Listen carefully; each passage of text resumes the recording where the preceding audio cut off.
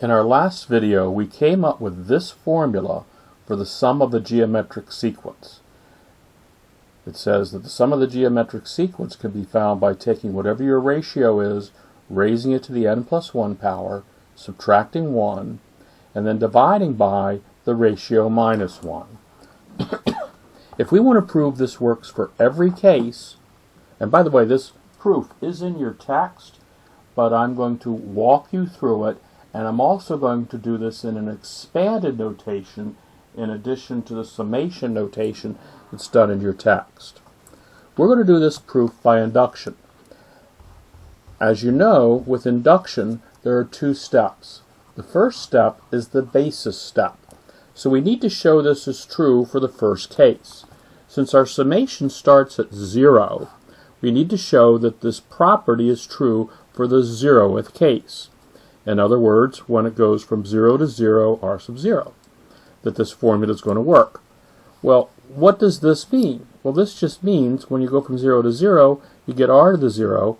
So this expression is just 1. It's the first term in the geometric sequence.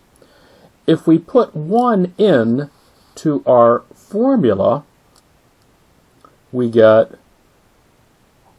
r to the 1 plus 1 minus 1 over r minus 1.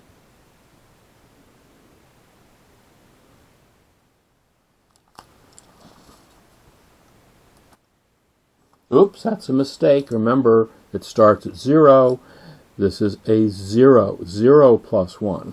So what you have is r minus 1 over r minus 1, which is just 1.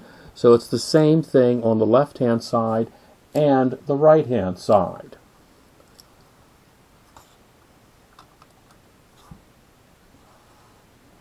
Now let's take a look at doing the inductive step. For the inductive step, we're going to have to assume that this is true for some particular case, p sub k, and show that it's true for the next case.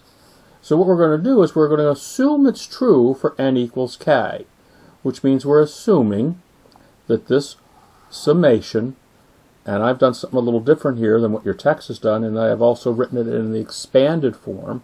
We're going to assume that this formula works. And we need to show that it's true. We need to show that it's true for n is equal to k plus 1. What does that mean? Well, that means that the place where we end up here on our loop is at k plus 1. In other words, this is going to be 1 plus r squared plus r to the third, ellipses, and it's going to end at r to the k plus 1 power. It might help you to remember that the term that's before that is r to the k. Now how about the right-hand side? If we put k plus 1 in to our formula, it's going to be r to the k plus 1, which is k plus 2, minus 1 over r minus 1. So that's what we need to do. So the way we start this, let me make sure you can see that. The way we start this is we say now, and what I'm going to do is I'm going to do something a little different from your text, is I'm going to show this to you in the expanded form. I'm going to take the 1 plus r squared plus r to the third plus r to the k plus r to the k plus 1. And what I want you to notice is that this first group of terms, the ones here through here, is the same thing that we were talking about in our assumption.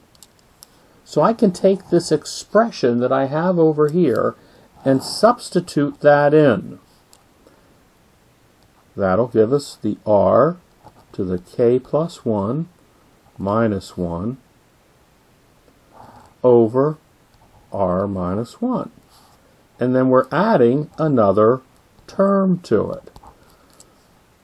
So we assumed it was true for k. We're going to show it's true for k plus 1. We used the property that we assumed and substituted it into the left-hand side of this expression here.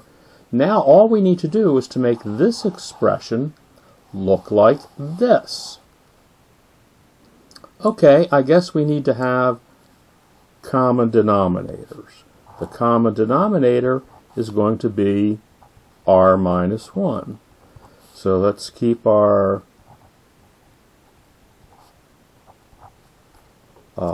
fraction on this side here, and let's take this one, r to the k plus 1, and multiply the numerator and denominator by r minus 1.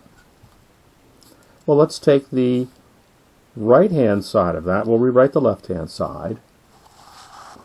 I'm going to rewrite the left-hand side here. R to the k plus 1 minus 1 over r minus 1.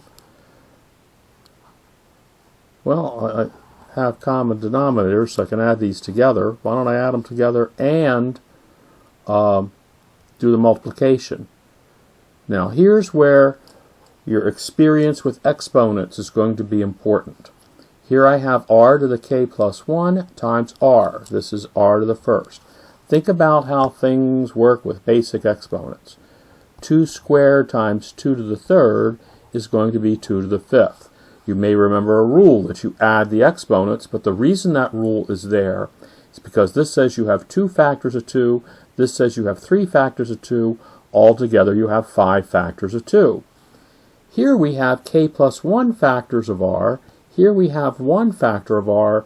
When I multiply these two together, I have k plus 2 factors of r. And this times this is a negative r to the k plus 1. Hey, look.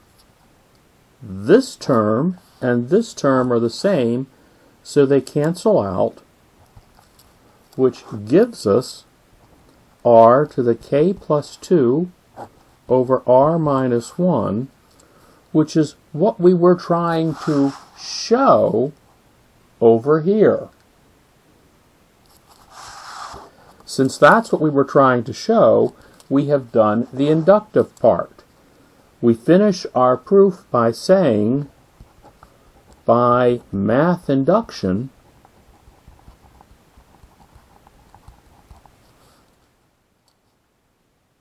we know, let's write the long way, 1 plus r squared plus r to the third plus r to the fourth up through r to the k, or r to the n, right, is equal to what?